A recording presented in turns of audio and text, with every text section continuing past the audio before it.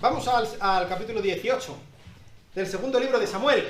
Y recordaréis que hemos dejado la historia en que David finalmente, por medio de el contraconsejo cómo Dios torció el consejo de Ahitofel, finalmente pudo escapar de la trampa o del el asalto que le quería hacer Ahitofel con los 12.000 hombres. Pudo escapar al otro lado del río y de hecho se refugió en la ciudad de Mahanaim, que antaño había sido capital del reino de Isboset, el hijo de Saúl. Y allí hubo varios aliados que le prestaron ayuda, le dieron muchos, pues desde luego prestaron hombres, armas y utensilios y comida y cosas que necesitaban, de tal manera que David pudo afirmarse, pudo prepararse para la guerra que se avecinaba, porque de hecho le pisaba los talones su hijo con el gran ejército de Israel. Su hijo acampó al norte en Galaad y él estaba un poco más hacia el este, en la ciudad de Mahanaim, y así se estaba todo preparando para la guerra, para la batalla que se avecinaba, y eso es donde vamos a estar hoy, la batalla del bosque de Efraín. Vamos al capítulo 18 del segundo libro de Samuel, y dice así: David contó el pueblo que estaba con él, y puso sobre ellos comandantes de 1000, comandantes de 100, y envió David al pueblo, una tercera parte bajo el mando de Joab, una tercera parte bajo el mando de Abisai, hijo de Sarbia, hermano de Joab, y una tercera parte bajo el mando de Itai, geteo. Y el rey dijo al pueblo: ciertamente, yo también saldré con vosotros. Pero el pueblo dijo: no debes salir, porque si tenemos que huir, no harán caso de nosotros, aunque muera la mitad de nosotros, no harán caso de nosotros. Pero tú vales por 10.000 de nosotros. Ahora pues, será mejor que tú estés listo para ayudarnos desde la ciudad. Entonces el rey les dijo: yo haré lo que os parezca mejor. Y el rey se puso junto a la puerta, y todo el pueblo salió por centenares y por millares. Y el rey mandó a Joab, a Abisai y a Itai, diciendo: por amor a mí, tratad bien al joven Absalón. Y todo el pueblo oyó cuando el rey mandó a todos los comandantes acerca de Absalón. El pueblo salió al campo al encuentro de Israel, y se entabló la batalla en el bosque de Efraín. Y allí fueron derrotados el pueblo de Israel delante de los siervos de David, y la matanza aquel día fue grande, 20.000 hombres. La batalla se extendió por toda aquella región, y el bosque devoró a más gente aquel día que lo que devoró la espada. Y Absalón se encontró con los siervos de David, y Absalón iba montado en su mulo, y pasó el mulo debajo de un espeso ramaje de una gran encina, y se le trabó la cabeza a Absalón en la encina, y quedó colgado entre el cielo y la tierra, mientras que el mulo que estaba debajo de él siguió de largo. Y cuando uno de los hombres vio esto, avisó a Joab, diciendo: he aquí, vi a Absalón colgado en una encina. Y Joab dijo al hombre que le había avisado: he aquí, tú lo viste, ¿por qué no lo heriste allí derribándolo a la tierra? Yo te hubiera dado 10 piezas de plata y un cinturón. Respondió el hombre a Joab: aunque yo recibiera 1000 piezas de plata en la mano, no extendería la mano contra el hijo del rey, porque ante nuestros oídos el rey te ordenó a ti, Abisai y a Itai, diciendo: protegedme al joven Absalón. De otro modo, si yo hubiera hecho traición contra su misma vida, y no hay nada oculto al rey, tú mismo te hubieras mostrado indiferente. Respondió Joab: no malgastaré mi tiempo aquí contigo. Y tomando 3 dardos en la mano, los clavó en el corazón de Absalón, mientras todavía estaba vivo en medio de la encina. Y 10 jóvenes, escuderos de Joab, rodearon e hirieron a Absalón y lo remataron. Entonces Joab tocó la trompeta, y el pueblo regresó de perseguir a Israel, porque Joab detuvo al pueblo. Y tomaron a Absalón, lo echaron en una fosa profunda en el bosque, y levantaron sobre él un gran montón de piedras. Y todo Israel huyó, cada uno a su tienda. En vida, Absalón había tomado y erigido para sí mismo una columna que está en el Valle del Rey, pues se había dicho: no tengo hijo para perpetuar mi nombre. Y llamó la columna por su propio nombre. Y hasta hoy se llama Monumento de Absalón. Y Ahimaas, hijo de Sadoc, dijo: te ruego que me dejes correr y llevar las noticias al rey de que el Señor lo ha liberado de las manos de sus enemigos. Pero Joab le dijo: tú no eres hombre para llevar hoy las noticias, las llevarás otro día, no llevarás las noticias hoy, porque el hijo del rey ha muerto. Entonces Joab dijo al cusita: ven, anuncia al rey lo que has visto. Y el cusita se inclinó ante Joab y corrió. Y Ahimaas, hijo de Sadoc, volvió a decir a Joab: pase lo que pase, te ruego que me dejes correr tras el cusita. El cusita, y Joab dijo: ¿por qué correrás, hijo mío? Ya que no tendrás recompensa por ir. Pero él dijo: pase lo que pase, correré. Entonces le dijo: corre. Y Ahimaas corrió por el camino de la llanura y pasó al cusita. David estaba sentado entre las 2 puertas del muro, y alzando los ojos, miró y he aquí un hombre que corría solo. Y el atalaya llamó y avisó al rey y le dijo: si viene solo, hay buenas noticias en su boca. Mientras se acercaban más y más, el atalaya vio a otro hombre corriendo, y el otro hombre corriendo solo. Y el rey dijo: este también trae buenas noticias. Y el atalaya dijo: yo creo que el correr del primero es como el correr de Ahimaas, hijo de Sadoc. Y el rey dijo: este es un buen hombre y viene con buenas noticias. Y Ahimaas dio voces y dijo al rey: todo está bien. Y se postró rostro en tierra delante del rey y dijo: bendito es el Señor tu Dios, que ha entregado a los hombres que levantaron sus manos contra mi señor el rey.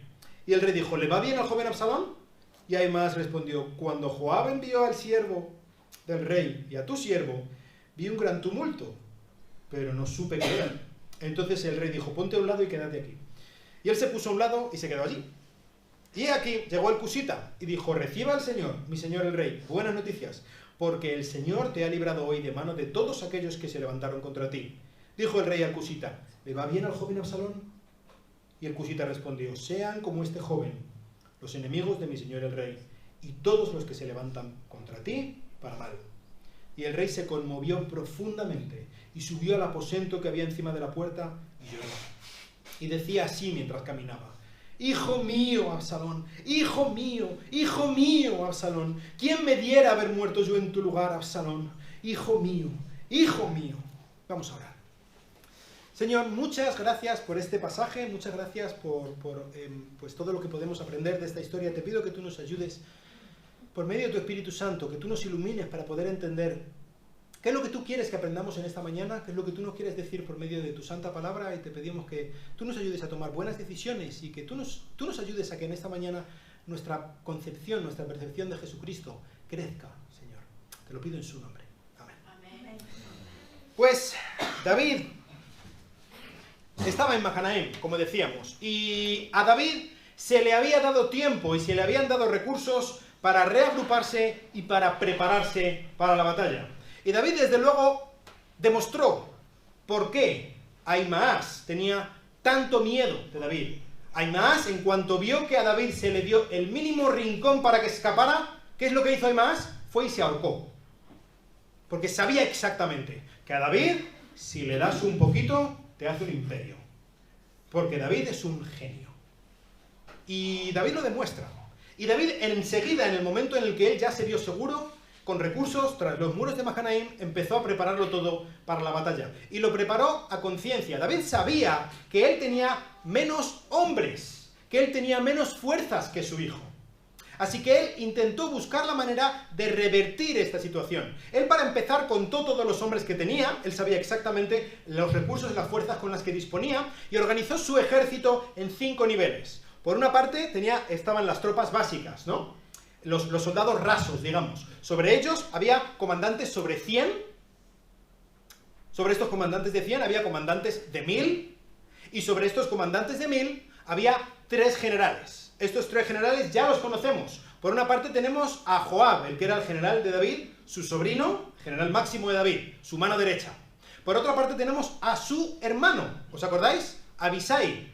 Este era hermano de David, también hermano de Joab, sobrino de David. Y por otra parte tenemos, y esto es lo más sorprendente, a Itai, el de Gat, el filisteo. Tenemos a un filisteo como general de los ejércitos de Israel. ¿Os acordáis? Este filisteo es el que, cuando David estaba saliendo al exilio de Jerusalén, vino a su encuentro y se postró delante de él y quería ir con él, y David le dijo: cuidadito, yo no quiero llevarme a un extranjero conmigo, yo no quiero que mi vida dependa de alguien que en cualquier momento me puede dejar vendido. De un filisteo, alguien que no es israelita, vete tú a saber, ¿no?, qué puede hacer conmigo. Y entonces este Itai le dijo un juramento, le habló de una lealtad muy parecida a la que dijo Ruth a su suegra Noemí antaño, ¿os acordáis? Entonces esto le tocó el corazoncito a David, y pues hasta el punto había crecido la estima que David tenía hacia este geteo de Gad, Itai, que lo había hecho como uno de sus 3 generales. Era uno de los 4 hombres más importantes del ejército de David, contando a David mismo. Y por último, como último nivel, estaba David mismo. Y David ejerció sus prerrogativas como comandante supremo al dar una orden y solo una. Cuidadme a mi hijo. Y lo dijo, se lo dijo a sus 3 generales, pero se lo dijo de tal manera que todos los hombres de su ejército lo supieran. Cuidad a mi hijo, tratadlo bien, respetadlo, es mi hijo, ¿vale? Todos lo sabían. Y David quería salir al mando al frente de todos los ejércitos, y entonces sus hombres le dijeron, oye, quieto. ¿Os acordáis de qué es lo que quería Ahimaas, verdad? El consejero. Solamente con que muera un hombre se acaba todo. David, tú eres el rey en este juego de ajedrez. Tú te quedas bien resguardadito en Mahanaim, porque como tú caigas, se acaba todo. Y la misión que tenemos por delante al intentar enfrentarnos a un ejército mucho más poderoso que el nuestro, no es cualquier cosa, no podemos estar para cuidarte a ti, ¿vale? Tú quédate aquí, nos ayudas desde detrás de la muralla, ahí, a gustito y calentito. No vengas, por favor. Y David, pues dijo, vale, venga, lo que vosotros queráis. Así que el ejército salió. Y David, como decía, quería intentar revertir la situación contraria que le era el hecho de enfrentarse a un ejército mucho más poderoso que el suyo. Y David pensó muy bien. ¿Y de qué manera él quiso revertir esta situación adversa? Pues su estrategia se parecía mucho, vamos a ver ahora por qué, a la estrategia de Ahitofel, la estrategia de Ahitofel, el consejero. ¿Os acordáis que Ahitofel lo que quería era ir rápidamente contra David y enfocarse solamente en un objetivo, usar el efecto sorpresa, usar el enfocarse solamente en un objetivo para que, acabando con David, se acaba la guerra? Pues él lo que quería era atacar rápidamente, porque sabía que el que primero atacara tenía muchas ventajas, y quizá esta ventaja de atacar primero podía de alguna manera contrarrestar la ventaja que tiene Absalón por sus muchos hombres. ¿Qué ventaja tiene el atacar primero? Pues para empezar, el que ataca primero decide el momento de atacar, ¿verdad? Decide el momento en el que empieza la batalla. Decidiendo el momento en el que empieza la batalla, tú puedes agarrar y tener al enemigo con el pie cambiado. No se espera en ese momento que vayas a atacar. Ellos luchan contra el efecto sorpresa, contra el primer enemigo contra el que tienen que luchar antes de que una sola espada sea desenvainada. Es el miedo, es la sorpresa, es el terror, es el desconcierto. Antes siquiera de que empiece la batalla, ya van un paso por delante ellos por elegir el momento en el que empieza la batalla. También pueden elegir el lugar donde empieza la batalla, el lugar donde se desarrolla la batalla, y pueden elegir un lugar que les sea bueno para ellos. Y David escogió, aquí está Mahanaim, y aquí está donde acampó Absalón, en Galaad, en el norte. Y David escogió el bosque de Efraín. ¿Qué pasa con este lugar? Es una gran extensión de terreno muy escarpado, muy montañoso, muy difícil, ¿vale? Con árboles grandes, con mucha maleza, y esto significa que los grandes números de Absalón quedan en nada. No puede hacer formaciones cerradas, no puede tener unidades militares luchando de forma conjunta, porque se tienen que dispersar, porque el terreno es difícil, porque no pueden llegar refuerzos de un sitio a otro. Es muy complicado mantener una batalla en un sitio así.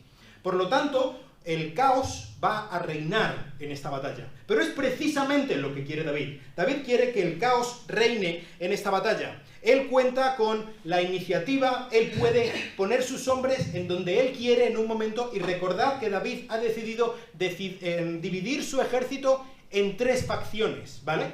En 3 facciones diferentes que él escogió, ahí están los 3, mira los que guapos, que él escogió dividirlos y esparcirlos por todo el bosque de Efraín, para que de esa manera el ejército de Absalón tenga que esparcirse por todo el terreno, para intentar cubrir diferentes frentes que se le están abriendo por un sitio y por otro.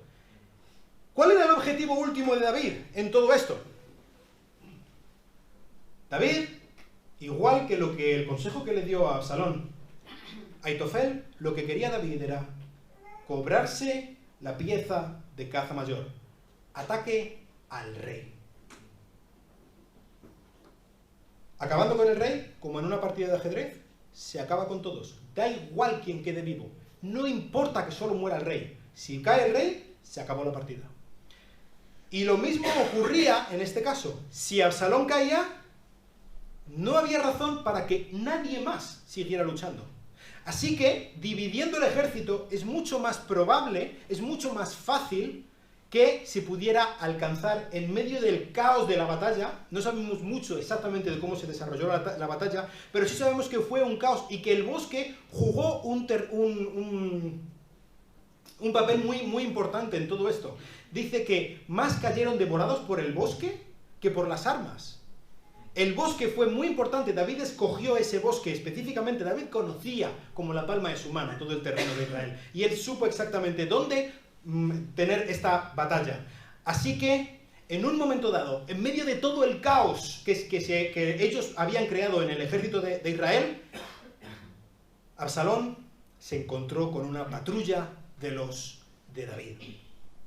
Y cuando Absalón se encontró con esta patrulla de los de David, entró en pánico.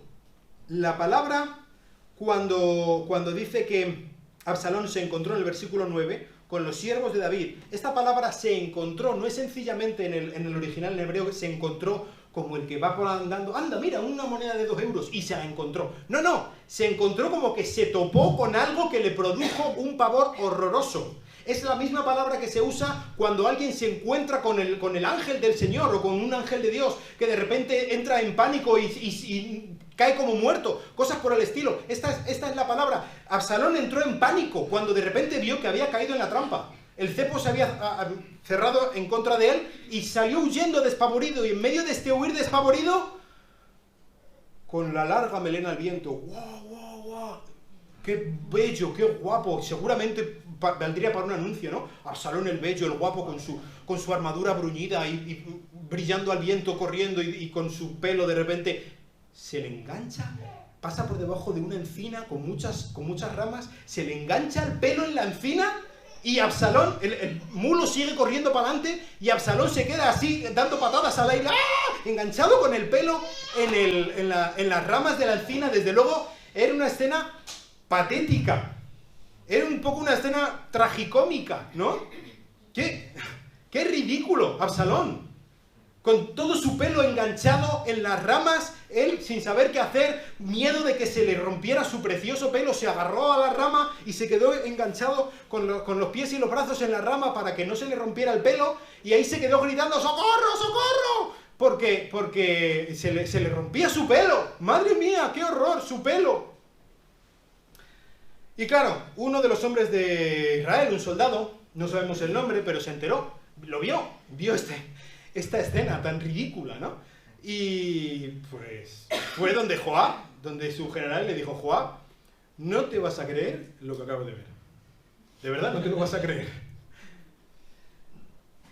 Absalón está colgado de una encina.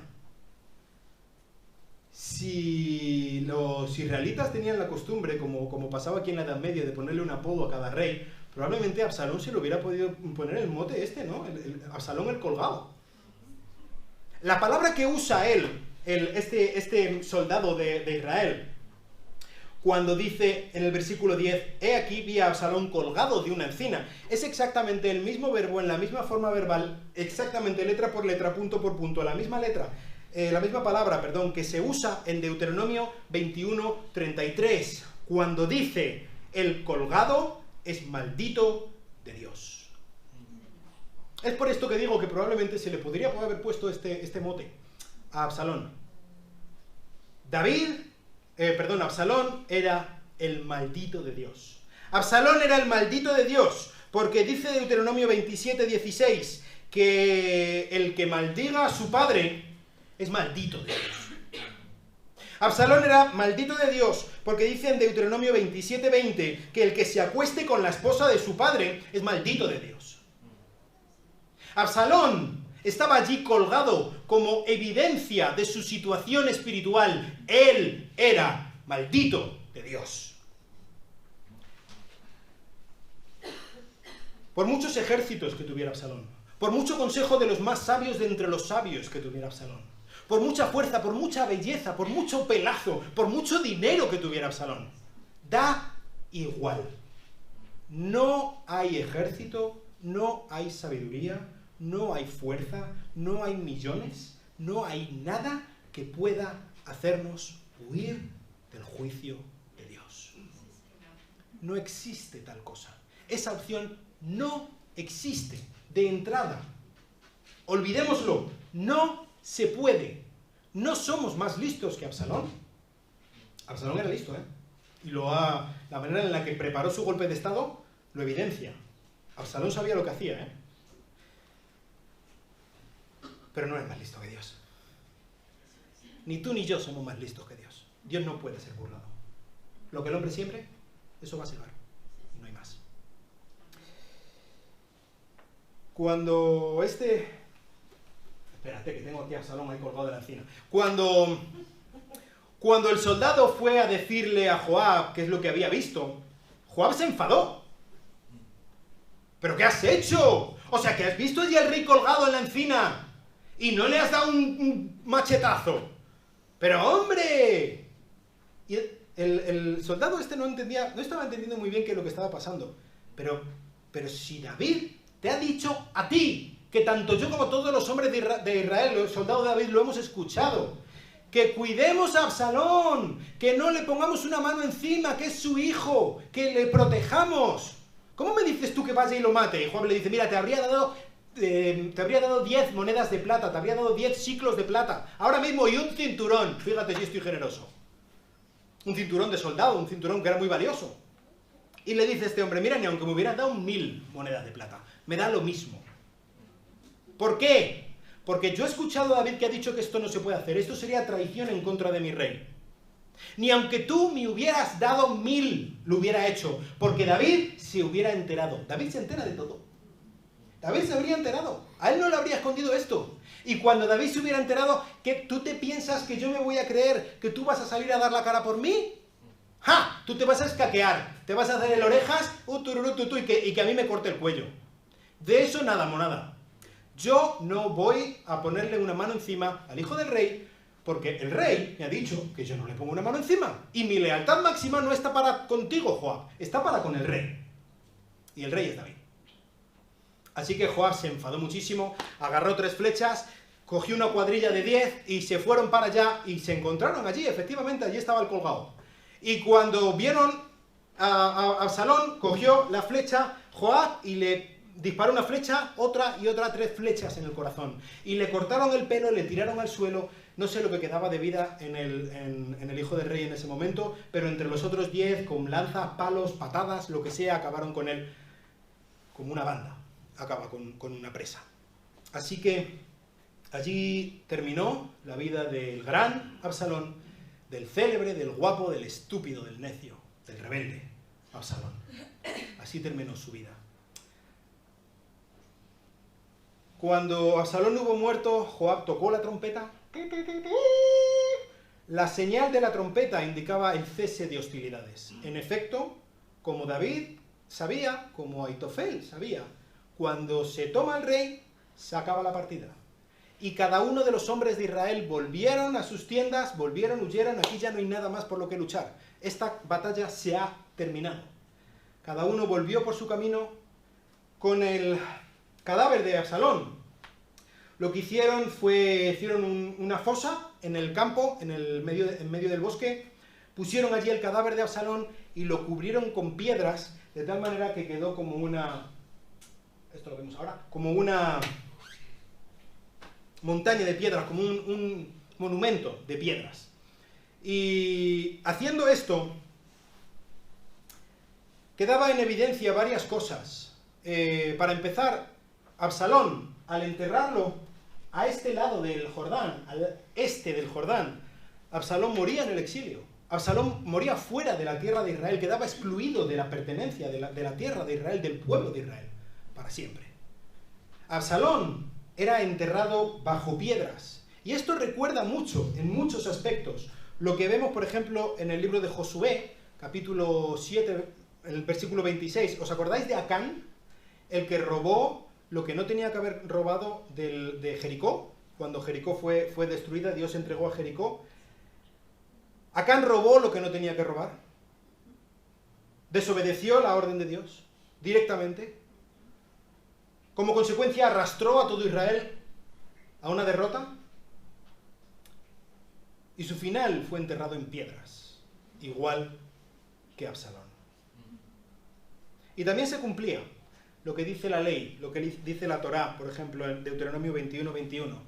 ¿Cuál es la pena de un hijo rebelde? Ser apedreado, ser enterrado, ser matado a pedradas.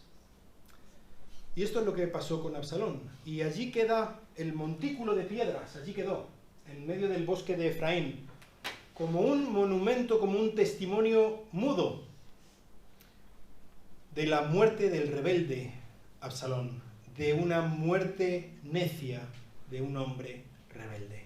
Pero a continuación nos habla, en el versículo 18, de otro monumento en piedra que Absalón había mandado construir en vida, lo que llamaron, y dice que hasta el día de hoy se llama el monumento de Absalón, en hebreo, Yad Absalom. Hay un monumento en el que se sigue llamando así hoy en día en Jerusalén, aquí lo tenéis, está a las afueras de Jerusalén, esto es Jerusalén, y ahí está, ¿lo veis? Este monumento, a día de hoy, cuando pasan los judíos le tiran piedras, ¿vale? Es como el deporte nacional. Según pasan, le tiran piedras para evidenciar que están en contra de Absalón y que ellos también tiran piedras al que es el colgado, el maldito de Dios, ¿vale? Entonces, este probablemente no sea el que construyó él. Los arqueólogos dicen que esto fue construido alrededor del primer siglo después de Cristo. Quizá se construyó en el lugar donde estaba el original montículo de Absalón, no lo sabemos, ¿vale? Pero sigue estando hoy en día, hay un monumento que se llama Monumento de Absalón o Torre de Absalón, hoy en día allí en Jerusalén. Este monumento, bueno, este no, el que hubiera antes, Absalón lo mandó construir para honor de su propio nombre, por su propio nombre, dice que lo hizo aquí. ¿Por qué? Porque dice que no tenía descendencia. Anteriormente, en el capítulo 14, se nos habla de 3 hijos de Absalón. 3 hijos que parece ser que habían muerto, no sabemos muy bien cómo ni por qué. El caso es que Absalón se vio sin descendencia, su linaje moría con él, así que él intentó dejar algo para la posteridad con este monumento a las afueras de Jerusalén, el monumento de Absalón. Así que tenemos dos monumentos de piedra, uno conmemorando la esterilidad de su vida y otro conmemorando la estupidez de su muerte. Este es el legado del gran Absalón. Una vez que Absalón hubo muerto, vino Ahimaas. No sé si os acordáis de Ahimaas, el hijo de Sadoc, sacerdote en Jerusalén. Ahimaas fue uno de los dos, junto con Jonatán, que le llevaron las noticias a David para que David pudiera huir al otro lado del Jordán. Era uno de estos espías que huyó, que se escondió de las fuerzas de Absalón. Entonces, yo creo que Ahimaas se sentía la responsabilidad de seguir informando a David de cuál era la situación, como había hecho en el pasado bastante reciente. Así que él fue donde Joab y le dijo: general, solicito permiso para ir ahora mismo a donde David a contarle cuál es la situación y de nuestra victoria. Y Joab le dijo: no. ¿Por qué? Joab le dijo: otro día ya, si eso es cuando eso. Pero ahora no. Yo no creo que Joab dudara de la capacidad de Ahimaas o algo por el estilo. Yo creo que Joab era un perro viejo. Él sabía lo que se hacía. Joab llevaba mucho tiempo al lado de David. Y Joab recordaba qué es lo que había ocurrido con las últimas 2 personas que le habían llevado malas noticias a David de sus enemigos. Por ejemplo, ¿qué ocurrió en el 2 de Samuel, capítulo 1, versículos 4 al 16? ¿Os acordáis de este ismaelita que fue donde David y le dijo, mira, le llevó la corona de Saúl, de hecho, y le dijo, mira, Saúl y Jonatán están muertos, de hecho a Saúl lo he suicidado yo mismo. ¿Y qué hizo David con él? Pues lo suicidó también, lo mató. En el capítulo 4, cuando este par de 2 llamados Recab y Baana acabaron con Isboset, el hijo de Saúl, cuando estaba dormido en su cama, ¿recordáis? Pues, y le llevaron la corona, la cabeza de Isboset allí a David como un regalo de Navidad, y David los mató a los 2 también, de la misma manera. Y Joab sabía esto, y Joab sabía que según esta regla de 3, todo el que lleva malas noticias de sus enemigos a David acaba como los enemigos de David. Así que mejor, Ahimaas, quédate, que yo tengo aquí un coleguita mío, un cusita, probablemente era esclavo de Joab, este cusita, que él le va a ir a llevar las malas noticias, y que sea lo que Dios quiera con este señor, ¿no? pero tú no vayas, porque pues puede ser que tu vida corra peligro en este sentido. Así que le dijo Joab, venga, amigo Cusita, vete para allá corriendo. Y según se fue para allá corriendo, Ahimaas volvió donde Joab y le dijo, Joab, mira, es que voy a ir a decírselo. Ahora ya ha salido el Cusita, todo lo que tú quieras. Yo voy a ir corriendo ahora mismo y se lo voy a decir. ¿Me dejes tú o no me dejes? Me da igual, yo voy a ir a decírselo. Y Joab le dijo, ¿pero por qué? ¿Por qué? Lo que reciba el que vaya a darle las buenas noticias, sea el hacha en la cabeza, o sea un premio, ya se lo va a llevar el Cusita. ¿Para qué vas a ir tú? Y Joab, Ahimaas le dijo, bueno, lo que tú digas, pero yo me voy. Y le dijo, vale, pues venga, vete. Y salió pitando. Parece que Ahimaas corría, pero bien. ¿Por qué? Mira, aquí tenemos una carrera, una de las grandes carreras que tenemos en el relato bíblico. En el carril número 1 tenemos al Cusita yendo por el camino de las montañas hacia Mahanaim. Y en la pista número 2 tenemos a Ahimaas yendo por el camino de la llanura, paralelo al Jordán, para también girar hacia el este y llegar hasta Mahanaim. Por poco, por poquito, pero ganó Ahimaas a el Cusita. O sea, este hombre sabía correr, ¿vale? Sabía correr. Cuando llegó, por poco, pero antes, según estaba acercándose a Mahanaim, David, que estaba todavía, ya no le quedaban uñas para comerse, por saber qué es lo que había ocurrido en la batalla, vio que venía alguien corriendo y le dijo, hablando con el vigilante que estaba encima, le dijo, viene un hombre, viene un hombre. Y David dijo, si viene un hombre, esto son buenas noticias. Son buenas noticias. ¿Por qué David sacó esta conclusión? Pues porque David sabía que si... Bueno, había dos opciones, ¿no? Que hubieran ganado la batalla o que hubieran perdido la batalla. Si hubieran perdido la batalla no vendría un hombre corriendo. Vendrían miles, corriendo en desbandada para refugiarse tras los muros de la ciudad, ¿no? Pero si venía uno solo, es que venía a traerle noticias. Y si no venían muchos, significa que las noticias es que han vencido. Son buenas noticias. Si viene un hombre, traen buenas noticias. ¡Espera, David! ¡Que viene otro hombre! ¡Viene otro hombre justo detrás! Y dice David, bueno, pues este también me trae buenas noticias. Si en lugar de un hombre vinieran 2000, sería otra cosa. Pero viene un hombre, también me trae buenas noticias. ¡Espera, David, espera! Porque primero viene corriendo como corre Ahimaas, que ya el vigilante, un señor allí con una lanza, sabía cómo corría Ahimaas. O sea, Ahimaas, su correr era antológico, ¿vale?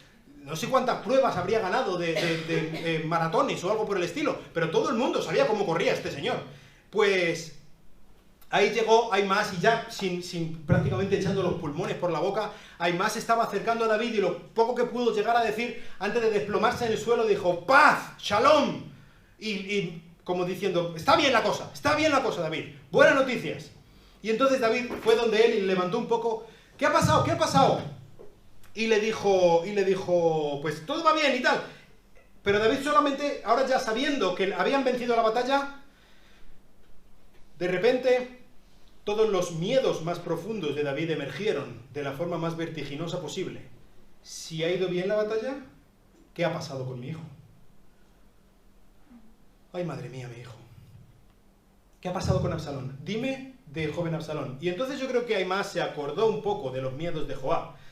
Y le dijo, sí, bueno, pues, que mira, según salí tan corriendo, escuché que había como mucha gente diciendo cosas y tal, pero no me di bien cuenta. Algo ha pasado, pero no sé muy bien qué ha pasado. Y entonces David le dijo, vale, venga, tú apártate a ver si me dice algo el otro. Y entonces, según llegaba el otro, el Cusita le dijo, que va muy bien todo, que ha ido, que hemos ganado. Y David, no me vengas con historias, cuéntame qué ha pasado con mi hijo ahora mismo.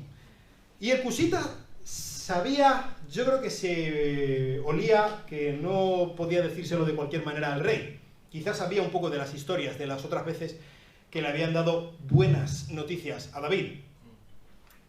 Y le dijo, que todos los enemigos del rey sean como este joven.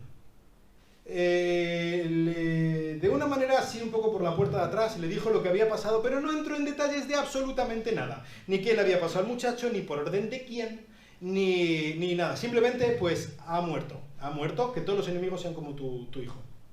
Y no me quiero meter en más. Y entonces David solo pudo decir, hijo mío, Absalón, hijo mío. ¿Quién me diera haber muerto yo en tu lugar? Absalón, hijo mío, y se conmovió profundamente. La palabra indica como una conmoción física, incluso incontrolable. David se fue él solo, se fue a un lugar apartado, dentro de la muralla, una salita que había, y allí lloró a gritos y allí se lamentó. La batalla del bosque de Efraín había terminado, pero David, hasta este momento, ya había perdido 3 hijos, como consecuencia de su rebelión en contra de Dios, con Betsabé y con Urías. 3 hijos. El hijo anónimo que murió al poco de nacer, Amnón y Absalón. Ya van 3.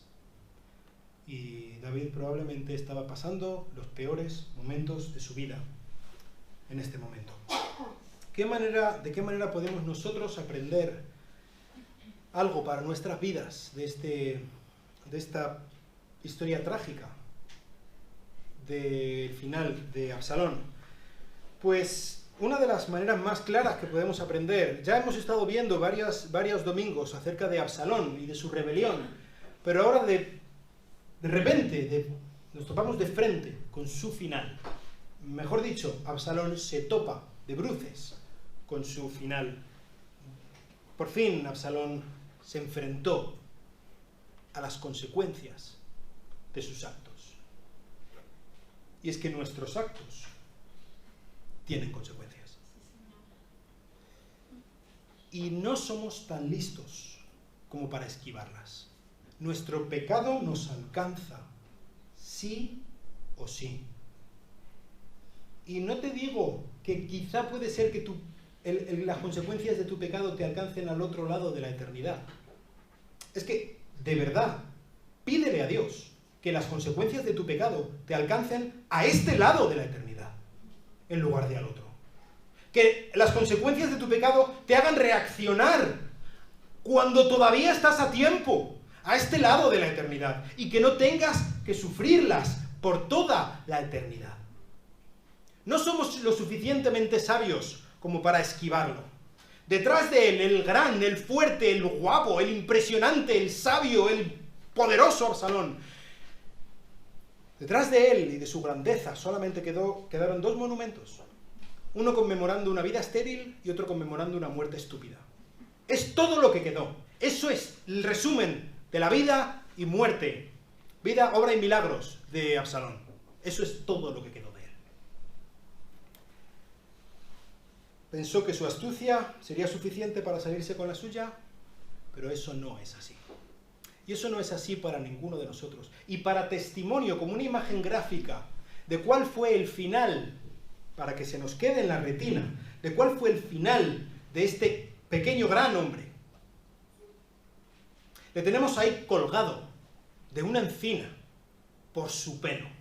Hay algo que yo me llevo preguntando toda la semana. No sé si tú te lo has preguntado. ¿Por qué Absalón no se cortó el pelo? Se quedó enredado con el pelo en la encina. ¿No se podía haber cortado el pelo y haber salido corriendo? Se estuvo un rato colgado, que tuvo que ir el otro a buscar a Joab. Joab le echó la bronca, le dijo, cogió los hombres, cogió las flechas y fue donde él. Fíjate si habría tenido Absalón tiempo de cortarse el dichoso pelo por el que se había quedado enganchado. Hay gente que se queda enganchado a alguna cosa de la mano y se corta la mano para escapar, o un pie, o una oreja. ¿Por qué no te cortas el pelo, Absalón? Además, a la velocidad que le crecía a este hombre el pelo, que cada año se cortaba el pelo y pesaba no sé cuántos kilos. ¿Por qué no se cortaba el pelo? ¿Por qué no lo hiciste, Absalón? ¿Cómo eres tan tonto? ¿Cómo eres tan necio? Absalón dio su vida por su pelo. No se me ocurre una afirmación más estúpida de alguien que da su vida por su pelo. Hasta que me pongo a pensar en mí muchas veces. Y como yo estoy dispuesto a arriesgar tanto y arriesgar mi vida y arriesgar absolutamente todo por un capricho, por una estupidez, sabiendo yo que es una estupidez. Dice Jesús, Mateo 5, 29 a 30, si tu ojo derecho te es ocasión de pecar, ¡arráncalo! Y échalo de ti, porque te es mejor que se pierda uno de tus miembros, y no que todo tu cuerpo vaya al infierno. Y si tu mano derecha te es ocasión de pecar, córtala y échala de ti, porque te es mejor que se pierda uno de tus miembros, y no que todo tu cuerpo se vaya al infierno. Y nosotros vivimos pensando que está bien que retengamos nuestras pequeñas parcelas de libertad, de autonomía, de rebelión en contra de Dios. Ya está bien con que le demos el domingo al Señor, ¿no? Ya está bien. Déjame tener mi pelo al viento.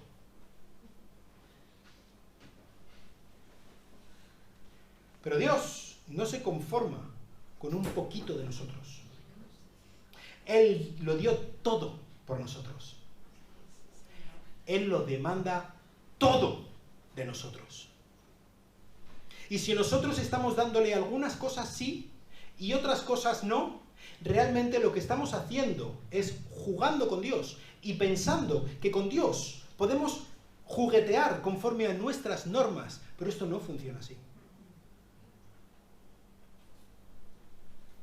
Si nosotros estamos reservándonos nuestras parcelas de independencia, nuestras parcelas de autoridad, y con este dinero yo hago lo que Dios quiere, pero déjame esto, déjame este tiempo, déjame estas relaciones, y aunque yo tenga una relación, qué sé yo, en el trabajo o en donde sea, que puede traerme problemas, déjamelo para mí, déjame mi pelo, y no me voy a cortar ese pelo, no lo voy a cortar, porque eso es mío. Incluso, aunque ese pelo sea lo que me retenga en la dichosa higuera y al final me cueste la vida. Lo que habla Jesús en el Sermón del Monte y lo que vemos en esta imagen gráfica que nos muestra el narrador es que con Dios no se juega. Es que con Dios tenemos que ser, y sé que suena mal, pero me da lo mismo, radicales. Dios nos manda a que le sigamos, a que le obedezcamos, a que le entreguemos todo de una forma radical. Y si duele, que duela. Más le dolió a Cristo.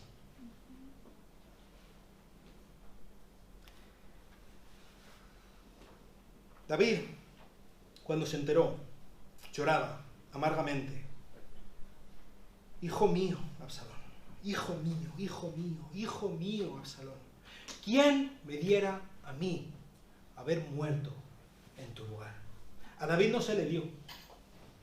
David no tuvo la oportunidad. David, con toda la alegría de su corazón, habría ido al matadero en lugar de su hijo. A David no se le dio la oportunidad. Pero a su hijo sí. Al descendiente de David sí se le dio la oportunidad de ir y morir en mi lugar. Y nos encanta ponernos en la posición de los buenos de la historia, ¿verdad? Pero amigo, tú y yo en esta historia somos los malos. Tú y yo en esta historia somos Absalón. Somos el colgado, el estúpido, el necio, el rebelde. Ese somos tú y yo.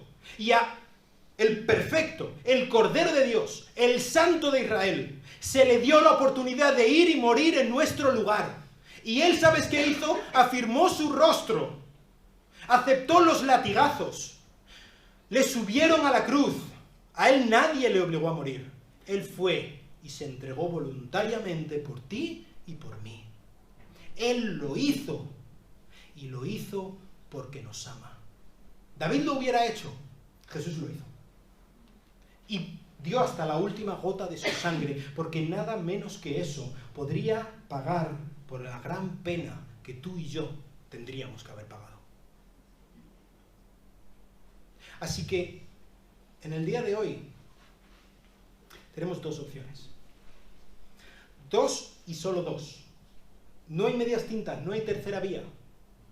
Estas dos opciones son, o queremos seguir el camino del colgado, o queremos seguir el camino del maldito de Dios, de Absalón, y que todo lo que quede detrás de nosotros, detrás de nuestra vida rebelde, detrás de nuestras parcelas de libertad, detrás de nuestro levantar el puño en alto y pedirle a Dios, lo único que quede sea un monumento de piedra conmemorando nuestra necedad, nuestra estupidez y nuestra rebeldía, y nada más, y que suframos para el resto de la eternidad por eso, o que acudamos al que fue colgado por nosotros, colgado en una cruz. Maldito todo el que es colgado de un madero. Él fue colgado por nosotros, en nuestro lugar. A Él se le dio el morir en nuestro lugar, como hijo de David.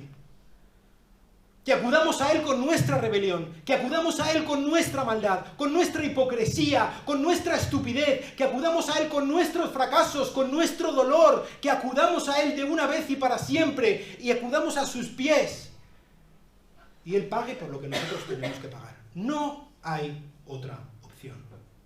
Y si estamos aquí y no nos decidimos al 100% por nuestro Señor que ha muerto en esa cruz, en lugar nuestro, o nos estamos decidiendo por el camino del maldito del Señor, por el camino que nos lleva a la muerte. Estas son las dos opciones, y no hay ninguna otra. Yo quiero hablarte a ti directamente si nunca has tomado una decisión clara, una decisión firme. Yo quiero pertenecer a Cristo. No estoy hablando de una oración, que si tú dices esta oración podrás morir e ir al cielo. No estoy hablando de eso. Estoy hablando de una decisión firme.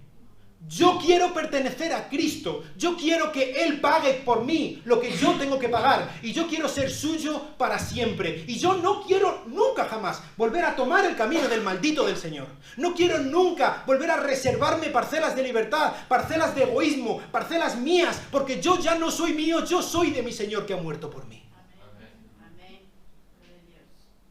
Y en un sentido o en otro, todos estamos jugando entre estas dos vías, Y lo que debemos hacer en el día de hoy, individualmente y como iglesia, es decidir: yo voy a seguir a mi Señor.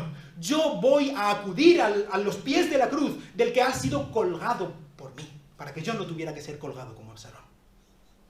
Yo voy a acudir a mi Señor Jesucristo, porque Él es el que me salva, porque Él es el gran Dios, porque Él es el gran Salvador, porque Él es el gran Redentor. Vamos a orar. Señor, te doy muchísimas gracias por el ejemplo que tú nos has dado, tan gráfico aquí en esta historia, Dios. Tan triste, pero tan gráfico. Señor, te ruego que tú nos ayudes a seguir a Cristo. Que tú nos ayudes a decidirnos por Él con todas las de la ley, Dios. Que tú por medio de tu Espíritu Santo nos empujes a ser cada día más como este gran Salvador, el Cordero de Dios, el Santo Cordero de Dios, que quita el pecado del mundo, que quita mi pecado, Dios. Te ruego por cada uno de los que están aquí, nunca han puesto su confianza en Jesús como su Salvador. Te pido que tú les empujes, Dios, que tú les convenzas de pecado, de justicia, de juicio. Necesitan a Cristo, o su camino es el camino del condenado, del maldito del Señor. Te pido por cada uno de nosotros, Dios, que nos ayudes a dejar de juguetear entre un sitio y en otro, Señor. Que tú nos ayudes a dejar de tener una lealtad compartida. Porque tú no aceptas eso, Dios. Porque tú demandas de nosotros todo. Porque tú lo diste todo. Gracias por Jesucristo, Dios. Gracias por el Señor. Gracias por el Salvador. Gracias por los brazos abiertos del que ha vivido por nosotros, ha muerto por nosotros y ha resucitado por nosotros. Y está con nosotros hoy en día. Gracias por Cristo. Es en su nombre que te lo pedimos. Amén. Amén. Que Dios os bendiga.